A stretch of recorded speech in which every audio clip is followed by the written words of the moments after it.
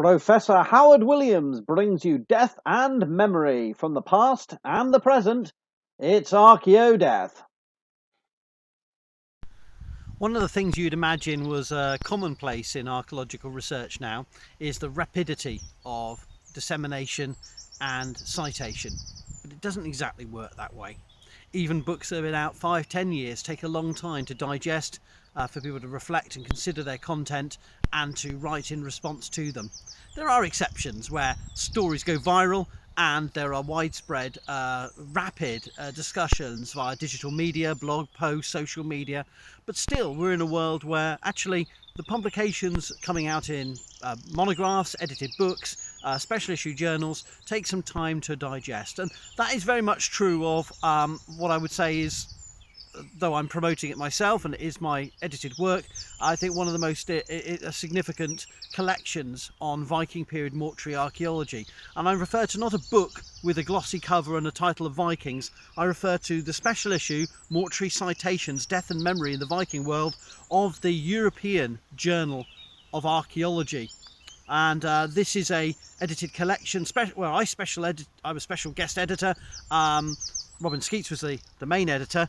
And as with any special issue of a journal, it's an extra layer of work of trying to not only get individual articles peer reviewed to a quality of an international peer reviewed journal, but also meet the standards and spec of the editorial board. So this was a tough job to do, and I just, rather than do an edited book called Vikings and Death or something, I decided to bring it out in the European Journal of Archaeology because in part it stemmed from a conference session at one of the EAA conferences. Now, I had organised two sessions. One, a session at the with Dr. Nanushka Myrberg-Berstrom from Stockholm University, a session called Chains of Citation, recontextualisation in the Viking Age at the EAA in Pilsen in September 2013. And I'd followed that up with a Nordic tag session, which in the end I actually couldn't attend, but we organised together at the 14th Nordic Tag at Stockholm in April 2014, and I wanted to get this quite rapidly through to publication. So this came out in 2016, so in 2 years or so, which is pretty fast for archaeological academic publications. We were able to bring out an edited collection that stemmed, as you'd expect, from papers that were drawn from those conference proceedings and additional commission pieces. People dropped out along the way out of choice or because of peer review issues, but we've got a really exciting edited collection here. And it's about death and memory in the Viking world, but it is actually sort of drawing on specific theoretical debates in historic period mortuary archaeology and applying them to the period, but it's with the specific focus on the idea of mortuary citations. Now, there is an introduction by me called Viking Mortuary Citations, where I introduce past work on Viking mortuary practice, its variability, its complexity, the performative aspects, the sort of elaborate aspects, but also the humble, more modest funerary remains. And then I have, I identify some of the challenges of our approaches of how we deal with historical sources and later saga literature in relation to the mortuary evidence that we have from the archaeological record. I then set up the importance of looking not simply at a single cognitive world or a worldview approach to mortuary remains, or indeed looking at a social mirror approach, that we can see the dead as they lived. And I navigate those big debates that, surprise, surprise, very soon after this came out, resurfaced again in various guises through 2017 to 2019. So this is very appropriate. And I think one could argue that people perhaps should have, the academic community could have taken on board some of the discussions in this before they embarked on some of the discussions that took place in those subsequent years. But anyway, I discussed those issues and then foreground the issue of mortuary citation as a particular way forward, looking at the relationship between graves and the accrual of cemeteries and the diversity, understanding the diversity of burial practice in individual locales. And after that introduction, there are 6 different studies that take the ideas forward. And we were keen to try and match up some different authors together. So we had a paper that is a sort of a double act, from Julie Lund and Elisabeth Arwell Nobler, that looks at divergent ways of relating to the past in the Viking Age. And so they take their own researches, case studies, and mash them together, looking at different ways in which the past in the past is negotiated in Viking mortuary practice, how links to the past are made through place, monumentality, and also funerary ritual. Then Mark Hall is with us with a paper on board games in boat burials, play in the performance of migration and Viking Age mortuary practice. So he looks at sort of funerary environments as environments for dialogues with the dead, but also gaming practices having a significant role, particularly in elite funerary practice.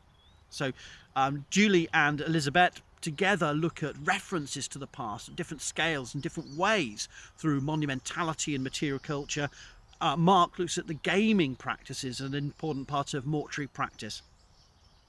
Imbued with the essence of the owner, personhood and possessions in the reopening and reworking of Viking Age burial by Alison Klevnas takes the argument that actually grave reopening is a significant phenomenon, not simply for stealing things because they have a value, but because of the stories that can be told and retold about the dead and about the living communities through that act of reopening. So she focuses on the relationship between people and things in those reopening processes. And Marianne Hem Eriksson's paper commemorating dwelling, the death and burial of houses in Iron Age and Viking Age Scandinavia tries to foreground the idea of the house as an entity that is commemorated during its life cycle and also given its own kind of funeral. And we can see the relationship between the archaeology of houses themselves and their transformation, their destruction, their rebuilding, and their treatment, and the relationship with burials. We can sort of pick out instances where houses almost are seen as having a personality in themselves. So breaking down this material human divide and trying to think in a different way about death and the dead in the Viking world. Then we have my chapter, which is on hogback stones, so citations in stone, where I take forward my idea from a 2015 paper and expand it to look at a network of citations that hogbacks were linked to in the later Viking Age, of recumbent stone monuments and the world in which they were created and deployed. And finally, Ingmarie Bach-Danielsen looks at more theory for mortuary research in the Viking world, where she presents her own reflections, drawing on her own expertise in gender archaeology and mortuary archaeology to present her own ideas about how we move forward. Both a reflective piece on the collection itself and suggesting new directions. Now, I would contend that 3.5 years later, many of the ideas within this collection are still not taken on and haven't been adapted or debated, and I think part of that is not the problem with it being in a prestigious academic collection that's easily identifiable within library resources at universities across the world. Part of that's because I think Viking mortuary archaeology is in a massive rut, and it has some serious issues it needs to flesh out before it can start to adopt some of the ideas that are contained within here. But for that type of opinion that I have, I shall not pursue in this particular video, but I would, from this lovely North Welsh rural churchyard, suggest that perhaps there are some serious intellectual and methodological restrictions in the way we are seeking out individual personalities and writing about communities in the Viking Age that ongoing research needs to really improve on. And I hope to be part of that conversation if people are willing to have it with me, and I will be writing further pieces about Viking mortuary archaeology in coming years. So, from my Archaeodeath seat here in a churchyard, have a good day. Follow Archaeodeath on WordPress, or you'll never learn.